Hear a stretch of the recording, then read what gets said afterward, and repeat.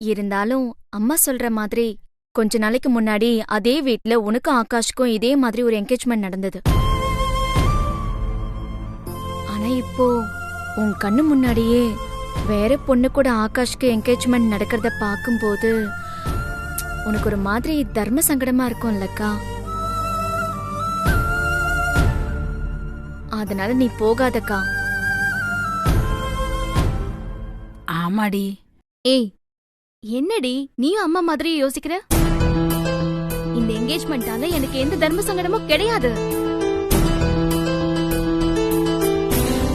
இத நினைச்சு நான் உடைஞ்சு போயிடுவேன்னு முட்டாள்தனமா நம்பிட்டு இருக்கிற அந்த ஆண்டாள் பாட்டிக்கு நான் எவ்வளவு நிதானமானவன்னு புரிய வைக்கணும்.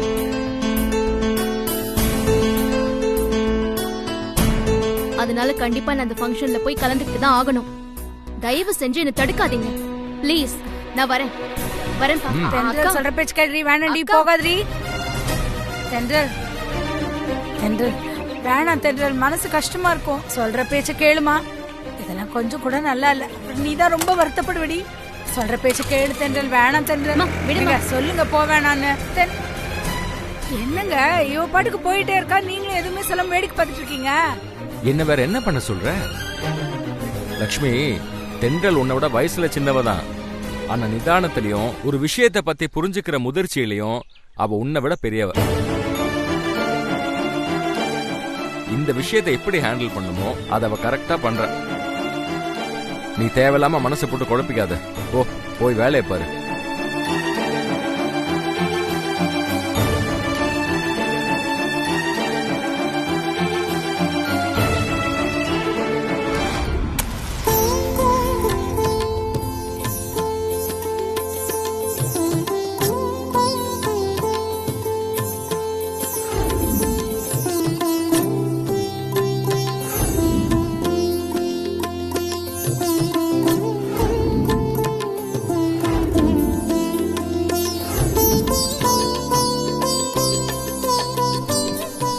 வணக்கம். உள்ள போய்.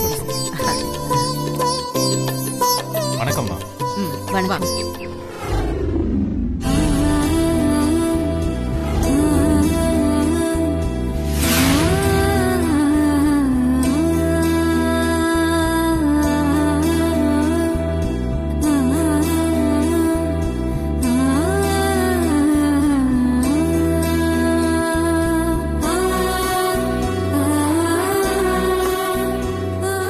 அங்க வச்சிடு.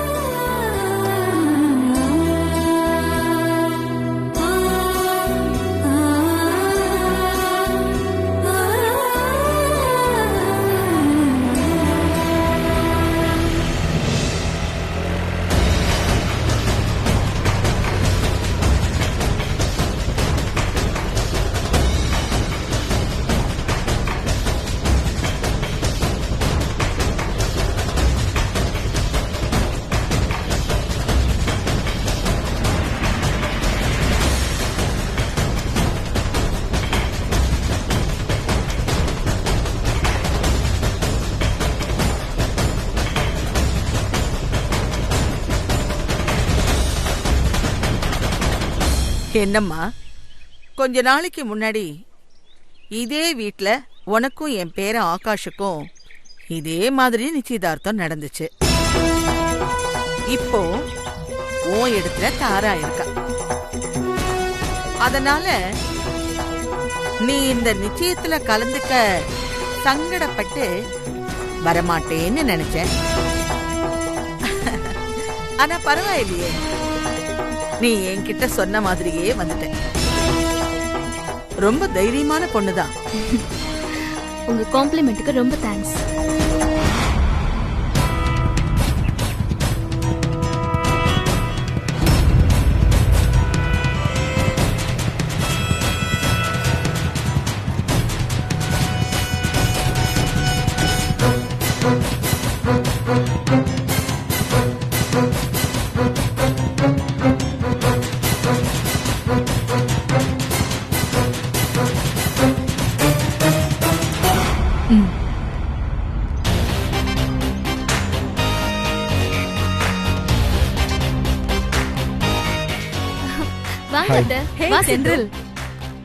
சொல்லியிருந்தா நம்ம 3 பேரும் சேர்ந்தே வந்திருக்கலாம்ல. அட நீங்க வேற அத்தை, நீங்களும் நானும் தனித்தனியா வந்ததையே இவங்களால நம்ப முடியல. சேர்ந்து வந்திருந்தோம்னா அவ்வளவுதான். உண்மையிலேயே நாம தான் வந்திருக்கோமான்னு நம்ம கிட்ட இவங்க கற்பூரத்தை அணைச்சு சத்தியம் பண்ண சொல்லிருப்பாங்க போல இருக்கு.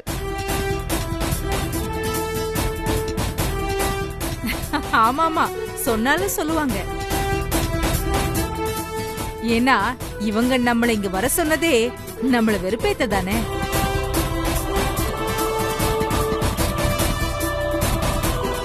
அது தெரிஞ்சும் நாம எப்படி இங்க வருவோம்னு இவங்க சந்தேகமா தானே இருந்திருப்பாங்க.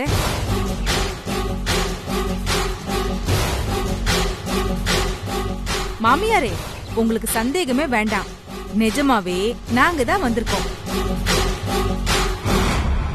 அதனால நீங்க சந்தோஷமா எங்களை வெறுப்பேத்தலாம். வெறுப்பு தானே, இப்ப பார் எப்படி வெறுப்பேத்துறேன்.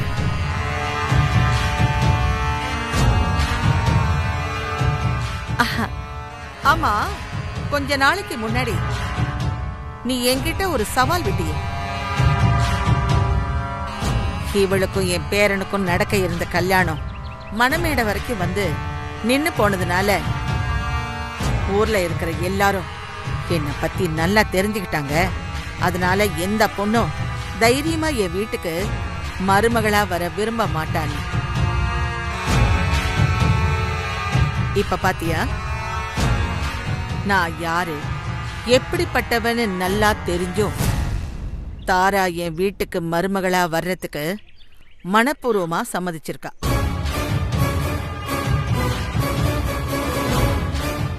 அவ அப்பாவும் சந்தோஷமா என் குடும்பத்தை ஏத்துக்கிட்டு இப்ப நிச்சயதார்த்தம் வரைக்கும் வந்திருக்காரு. ஆனா பாவம் நீதான் உன் பையனுக்கு அவன் விரும்பின பொண்ணையே கட்டி வைக்க முடியாம திண்டாடிக்கிட்டு இருக்க.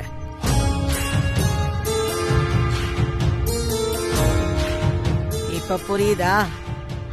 என்ன மாதிரி பணக்காரங்களுக்கு எல்லாமே சர்வசாதாரணம்தான்.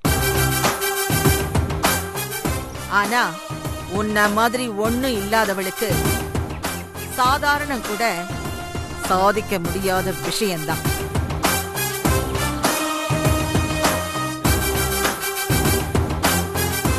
இப்பதானே வந்திருக்கீங்க, கொஞ்ச நேரம் இருங்க. இங்க இருந்து நீங்க திரும்பி போகும்போது என்கிட்ட நல்லா அசிங்கப்பட்டு தான் போக போறீங்க. அது வரைக்கும் கொஞ்சம் சிரிச்சுக்குங்க. அம்மா, நல்ல காரியம் நடக்கும்போது எதுக்கு வெட்டியா வெளியே நின்று பேசிட்டு இருக்கணும்? வாங்க, நம்ம ஆக வேண்டிய வேலையை பார்ப்போம்.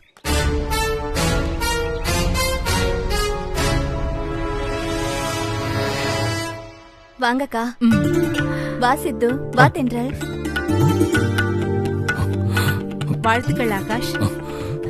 வாழ்த்துக்கள்மா. தேங்க்யூ. கங்க்ராட்ஸ் ஆகாஷ்.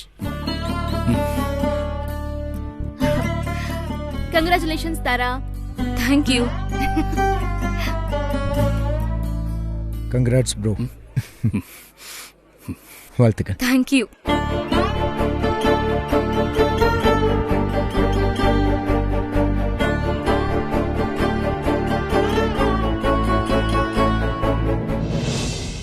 எல்லாரும் சாப்பிட்டீங்களா? சாப்பிட்டோம். வாங்கம்மா, உட்காருப்பா. நீங்க உட்காருங்கம்மா.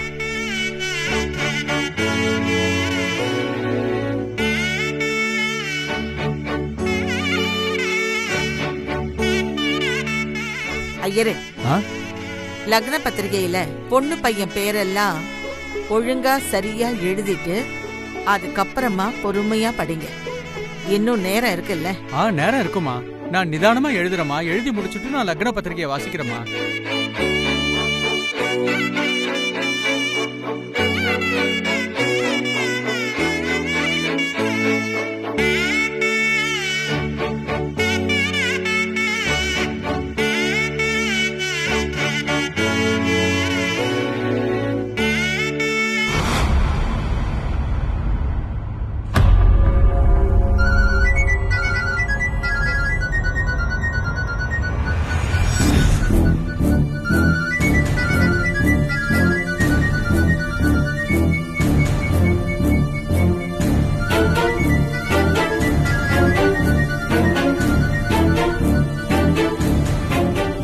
ஹலோ.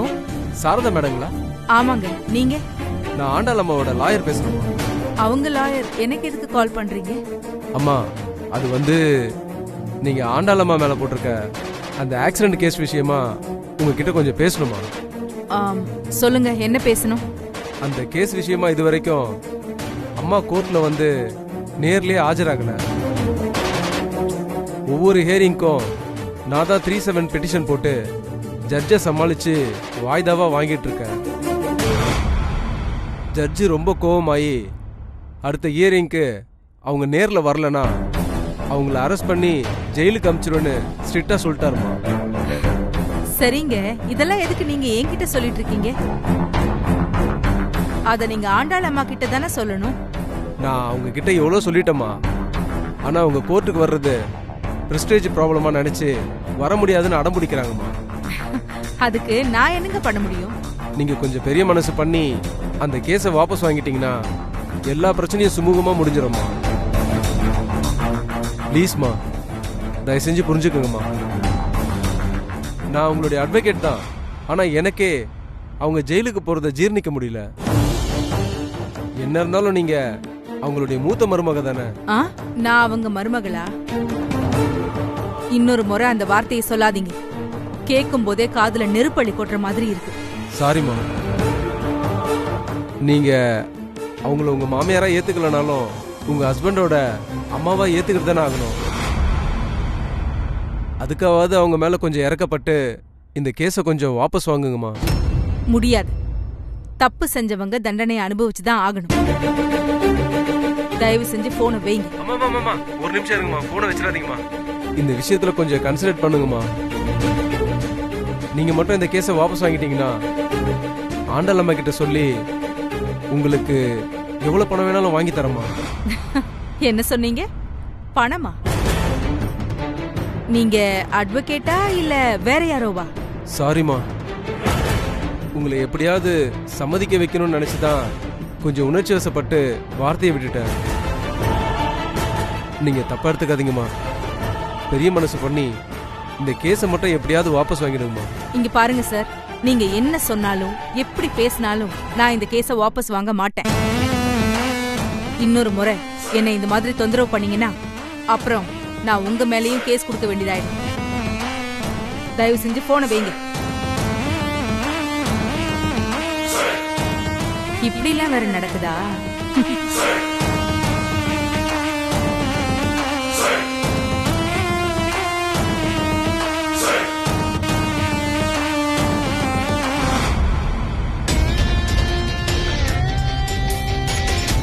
உங்க லாயர் மூலமா கேஸ வாபஸ் வாங்க சொல்லி கெஞ்சுறீங்களா? உங்க லாயர் இல்ல, நீங்களே என்கிட்ட நேரடியா கெஞ்சினாலும் நான் அந்த கேஸ வாபஸ் வாங்க போறது இல்ல.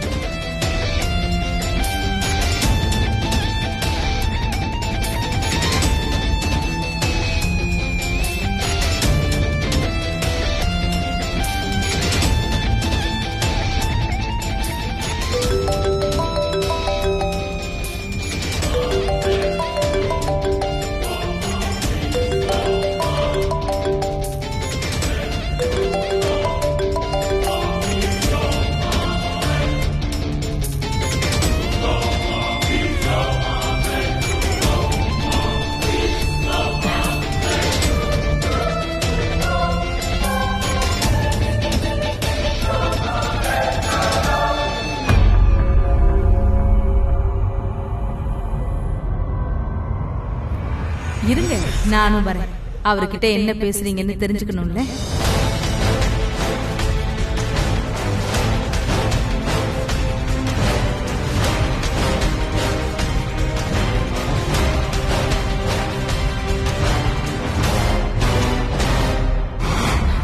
என்ன லாயர்? வீட்ல என் பேரனுக்கு நிச்சயதார்த்தம் நடந்துகிட்டு இருக்கு. இந்த நேரத்துல எனக்கு போன் பண்ணி என்னை ஏன் தொந்தரவு பண்ணிக்கிட்டு இருக்கீங்க? அம்மா, ஒரு முக்கியமான விஷயம்.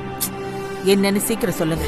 நீங்க அடுத்த ஹியரிங்க்கு கோர்ட்ல நேர்ல வந்து ஆஜராகலனா உங்க மேல வாரண்ட் கொடுத்து அரெஸ்ட் பண்ணி ஜெயிலுக்கு அனுப்பிச்சிருவேன்னு ஜட்ஜி உறுதியா சொல்லிட்டாருமா.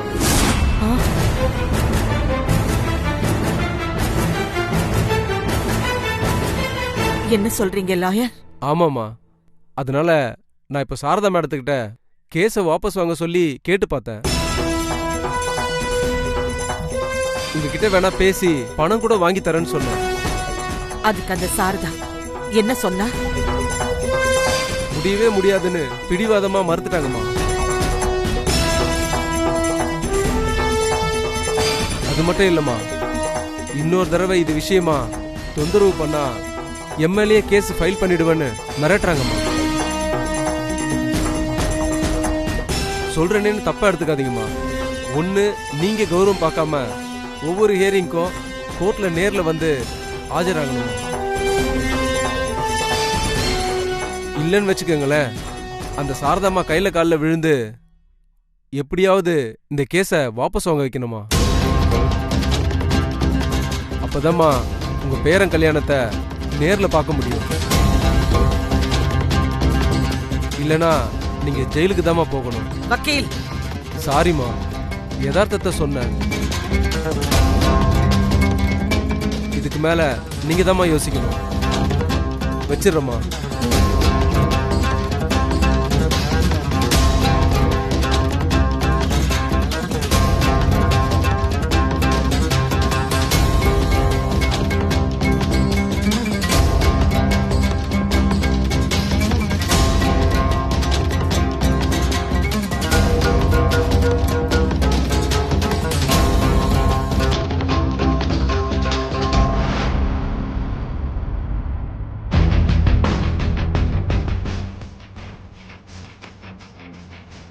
ஏய், உன்கிட்ட நான் கொஞ்சம் பேசணும். மேலமா.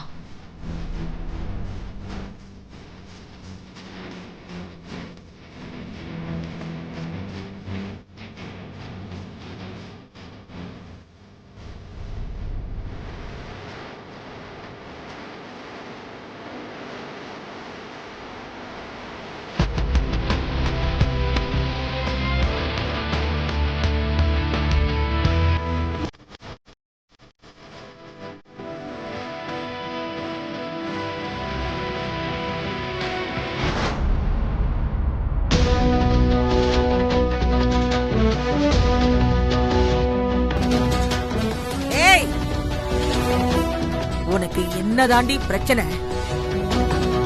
என் வக்கீல் தான் உன்கிட்ட அவ்வளவு தூரம் பேசி பார்த்தாருல்ல, இன்னும் ஏண்டி நீ அந்த கேஸ வாபஸ் வாங்க மாட்டேங்கிற?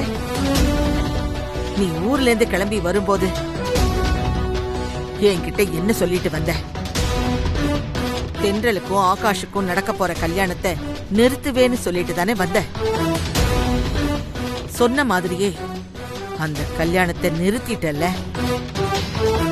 அதுக்கப்புறம் தென்றல திரும்பவும் ஆகாஷ் கிட்ட சேர விட மாட்டேன்னு சவால் விட்ட.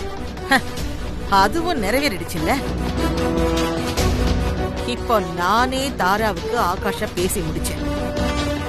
இப்ப அவங்க 2 பேருக்கும் நிச்சயதார்த்தமே நடக்க போகுது. பத்தாததுக்கு அந்த ஆக்சிடென்ட் கேஸ்ல என்ன ஒரு நாள் முழுக்க லாக்அப்ல உட்கார வச்ச. இதுக்கப்புறமும் ஏண்டி நீ அடங்க மாட்டேங்கிற? என்னதாண்டி வேணும் உனக்கு? பணம் கொடுத்தாலும் வேண்டாங்கிற, கேஸையும் வாபஸ் வாங்க மாட்டேங்கிற. இத பார், நான் மனுஷியா இருக்கும் போதே சீக்கிரமா அந்த கேஸ வாபஸ் வாங்கிடு. இல்லன்னா உன்னனா என்ன பண்ணுவீங்க மாமியாரே? சொல்லுங்க. என்ன உங்களால என்ன செய்ய முடியும்? ஏய், கொலை கூட செய்வேண்டி. அப்படியா? எங்க கொல்லுங்க பாப்போம். கொல்லுங்க, கொல்லுங்க.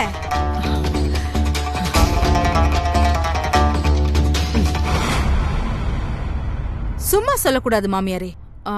இத்தனை முறை நீங்க என்கிட்ட தோத்ததுக்கு அப்புறமும் இன்னும் அந்த திமிரு மட்டும் அடங்கவே இல்ல பாருங்க.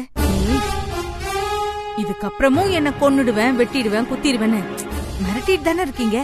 ஏய், ரொம்ப பேசுன. உண்மையிலேயே நான் சொன்னதை செஞ்சிடுவேன். அதத்தான் முடிஞ்சா செஞ்சு காட்டுங்கன்னு சொல்றேன்.